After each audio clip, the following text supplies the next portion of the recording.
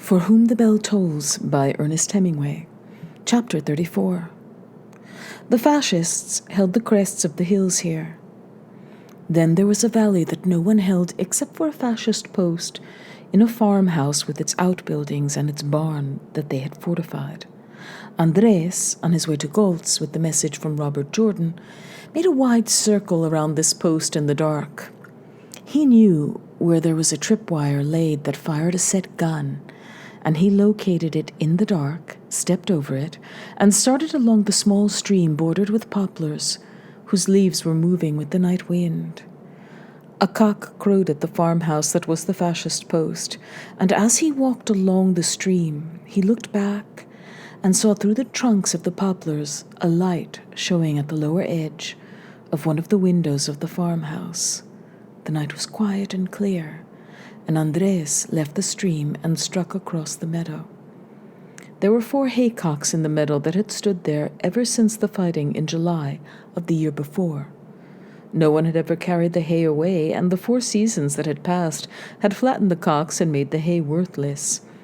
Andres thought what a waste it was as he stepped over a tripwire that ran between 2 of the haycocks.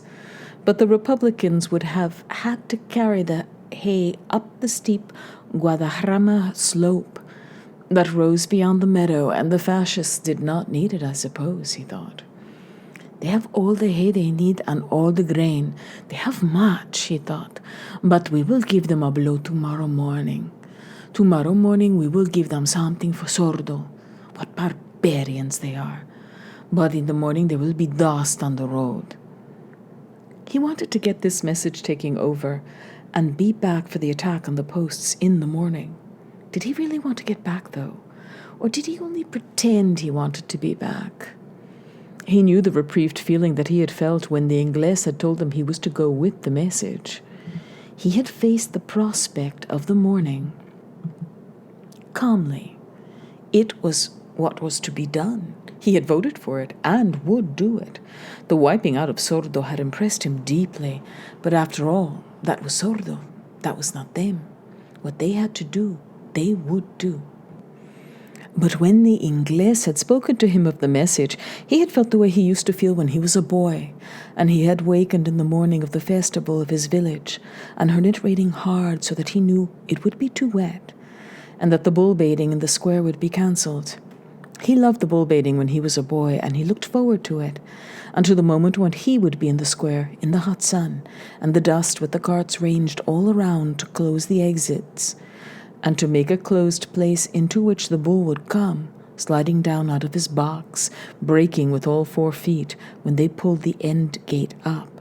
He looked forward with excitement, delight, and sweating fear to the moment when, in the square, he would hear the clatter of the bull's horns knocking against the wood of his traveling box, and then the sight of him as he came, sliding, breaking out into the square, his head up, his nostrils wide, his ears twitching, dust in the sheen of his black hide, dried crot splashed on his flanks, watching his eyes set wide apart, unblinking eyes, under the widespread horns as smooth and solid as driftwood, polished by the sand. The sharp tips up-tilted, so that to see them did something to your heart. He looked forward all the year to that moment when the bull would come out into the square on that day when you watched his eyes, while he made his choice of whom in the square he would attack in that sudden, head-lowering, horn-reaching, quick cat gallop that stopped your heart dead when it started. He had looked forward to that moment all the year when he was a boy. But the feeling when the Inglés gave the order about the message was the same as when you woke to hear the reprieve of the rain falling on the slate roof, against the stone wall, and into the puddles on the dirt street of the village. He had always been very brave with the bull in those village capeas, as brave as any in the village, or of the other nearby villages. And not for nothing would he have missed it any year, although he did not go to the capeas of other villages. He was able to wait still when the bull charged, and only jumped aside at the last moment. He waved a sack under his muzzle to draw him off when the bull had someone down, and many times he had held and pulled on the horns, when the bull had someone on the ground and pulled sideways on the horn, had slapped and kicked him in the face, until he left the man to charge someone else. He had held the bull's tail to pull him away from a fallen man, bracing hard and pulling and twisting. Once he had pulled the tail around with one hand until he could reach a horn with the other, and when the bull had lifted his head to charge him, he had run backwards, circling with the bull, holding the tail in one hand and the horn in the other, until the crowd had swarmed onto the bull with their knives and stabbed him. In the dust and the heat, the shouting, the bull and man and wine smell, he had been in the first of the crowd that threw themselves onto the bull, and he knew the feeling when the bull rocked and balked under him, and he lay across the withers with one arm locked around the base of the horn, and his hand holding the other horn tight. His fingers locked as his body tossed and ranged, and his left arm felt as though it would tear from the socket, while he lay on the hot, dusty, bristly, tossing slope of the muscle, the ear clenched tight in his teeth, and drove his knife again and again and again into the swelling, tossing bulge of the neck that was now spouting hot on his fist as he let his weight hang on the high slope of the withers, and banged into the neck. The first time he had bit the ear like that and held on to it, his neck and jaws stiffened against the tossing. They had all made fun of him afterwards, but though they joked about him, they had great respect for him. And every year after that, he had to repeat it. They called him the bulldog of Villaconejos and joked about him eating cattle raw. But everyone in the village looked forward to seeing him do it. And every year he knew that the first bull would come out. Then there would be the charges and the tossing. And then, when they yelled for the rush for the killing, he would place himself to rush through the other attackers and leap for his hold. Then when it was over, the bull settled and sunk dead. Finally, under the weight of the killers, he would stand up and walk away, ashamed of the ear part, but also as proud as a man could be. And he would go through the carts to wash his hands at the stone fountain. And men would clap him on the back and hand him wineskins and say, "Hooray for you, bulldog! Long life to your mother!" Or they would say, "That's what it is to have a pair of cojones year after year." Andres would be ashamed, empty feeling, proud and happy, and he would shake them all off and wash his hands and his right arm and wash his knife well, and then take one of the wineskins and rinse the ear taste out of his mouth for that ear, spitting the wine on the stone flags of the plaza before he lifted the wineskin high and let the wine spurt into the back of his mouth. Surely, he was the bulldog of Villaconejos, and not for anything would he have missed doing it each year in his village. But he knew there was no better feeling than that one the sound of the rain gave, when he knew he would not have to do it. "But I must go back," he told himself. "There is no question but that I must go back for the affair of the post and the breach. My brother Eladio is there, who is of my own blood and flesh. Anselmo, Primitivo, Fernando, Agustin, Rafael, though clearly he is not serious. The two women, Pablo and the Inglés, though the Inglés does not count since he is a foreigner and under orders, they are all in for it.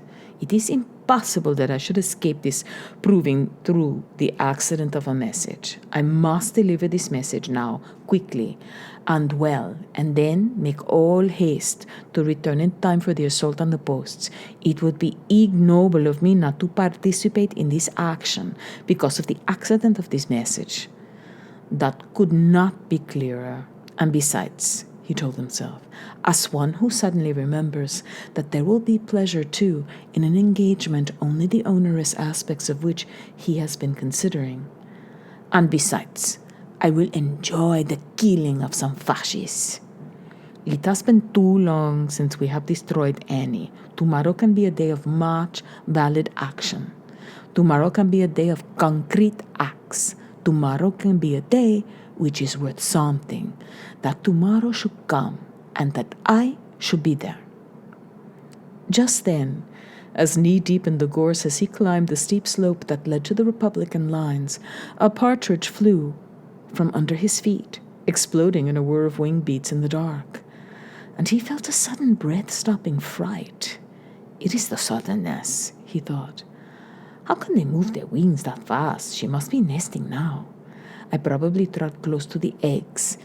If there were not this war, I would tie a handkerchief to the bush and come back in the daytime and search out the nest. I could take the eggs and put them under a hen setting. And when they hatched, we would have little partridges in the poultry yard. I would watch them grow, and when they were grown, I'd use them for collars. I wouldn't blind them because they would be tame. Or do you suppose they would fly off?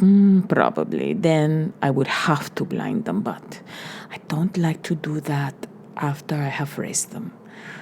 I could clip the wings or tether them by one leg when I use them for calling. If there was no war, I could go with Eladio to get crayfish from that stream back there by the fascist post. One time, we got 4 dozen from that stream in a day. If we go to the Sierra de Gredos after this of the bridge, there are fine streams there for trout and for crayfish also. I hope we go to Gredos, he thought. We could make a good life in Gredos in the summertime and in the fall, but it would be terribly cold in the winter. But by winter, maybe we will have won the war. If our father had not been a Republican, both Eladio and I would be soldiers now with the fascists, and if one were a soldier with them, then there would be no problem. One would obey orders and one would live or die, and in the end, it would be however it would be. It was easier to live under a regime than to fight it. But this irregular fighting was a thing of much responsibility. There was much worry if you were one to worry. Eladio thinks more than I do. Also, he worries. I believe truly in the cause and I do not worry. But it is a life of much responsibility. I think that we are born into a time of great difficulty, he thought. I think any other time was probably easier. One suffers little because all of us have been formed to resist suffering. Those who suffer are unsuited to this climate, but it is a time of difficult decisions. The fascists attacked and made our decision for us. We fight to live, but I would like to have it so that I could tie a handkerchief to that bush back there and come in the daylight and take the eggs and put them under a hen and be able to see the chicks of the partridge in my own courtyard. I would like such small and regular things. But you have no house and no courtyard too. You're no house, he thought. You have no family but a brother who goes to battle tomorrow, and you own nothing but the wind and the sun and empty belly. The wind is small, he thought, and there is no sun. You have 4 grenades in your pocket, but they are only good to throw away. You have a carbine on your back, but it is good only to give away bullets. You have a message to give away, and you are full of crap that you can give to the earth. He grinned in the dark. You can anoint it also with urine. Everything you have is to give. Thou art a phenomenon of philosophy and an unfortunate man, he told himself, and grinned again. But for all his noble thinking, a little while before, there was in him that reprieved feeling that had always come with the sound of rain in the village on the morning of the fiesta. Ahead of him now, at the top of the ridge, was the government position where he knew he would be challenged. Chapter 35. Robert Jordan lay in the robe beside the girl Maria, who was still sleeping. He lay on his side, turned away from the girl, and he felt her long body against his back, and the touch of it now was just an irony. You, he raged at himself. Yes, you. You told yourself the first time you saw him that when he would be friendly would be when the treachery would come. You damned fool. You utter blasted damned fool. Chuck all that. That's not what you have to do now. What are the chances that he hit them or threw them away? Not so good. He took some dynamite, too. Oh, the dirty, vile, treacherous sod. The dirty, rotten crot.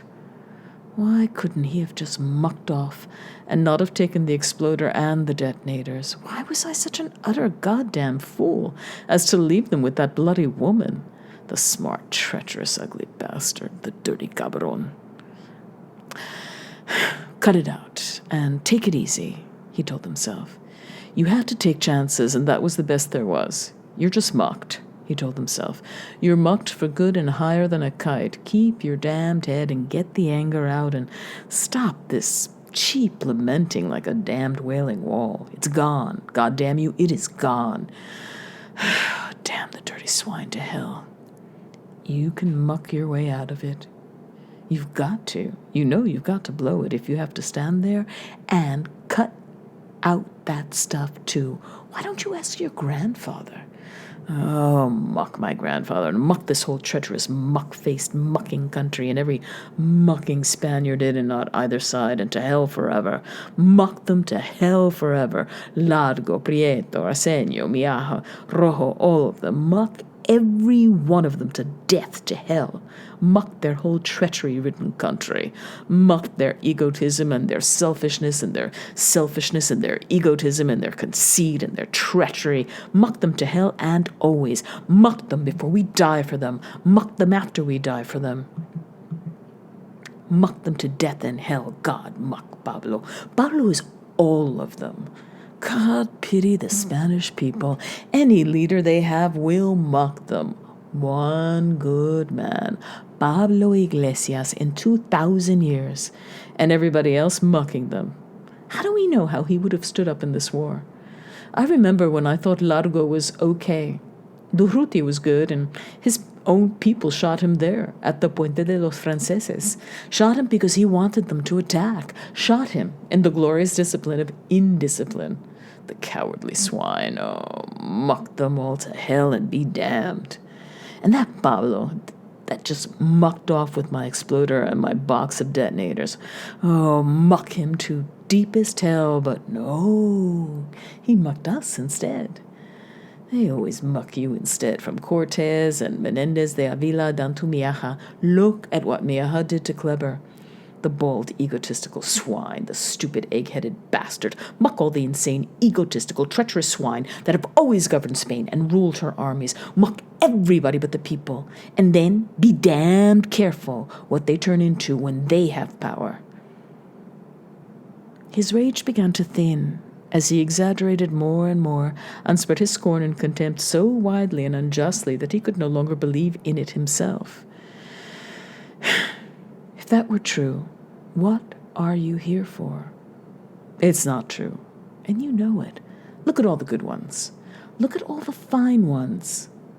He could not bear to be unjust. He hated injustice as he hated cruelty, and he lay in his rage that blinded his mind until, gradually, the anger died down, and the red, black, blinding, killing anger was all gone, and his mind now was quiet, empty, calm, and sharp, cold-seeing, as a man is after he has had sexual intercourse with a woman that he does not love. And you poor rabbit, he leaned over and said to Maria, who smiled in her sleep and moved close against him. I would have struck thee there a while back if thou had spoken. What an animal a man is in rage. He lay close to the girl now, with his arms around her and his chin on her shoulder, and lying there, he figured out exactly what he would have to do and how he would have to do it. And it isn't so bad, he thought.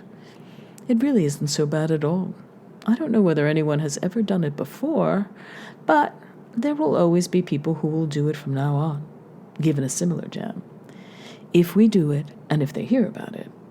If they hear about it, yes. If they do not, just wonder how it is, how it was we did it. We are too short of people, but There's no sense to worry about that.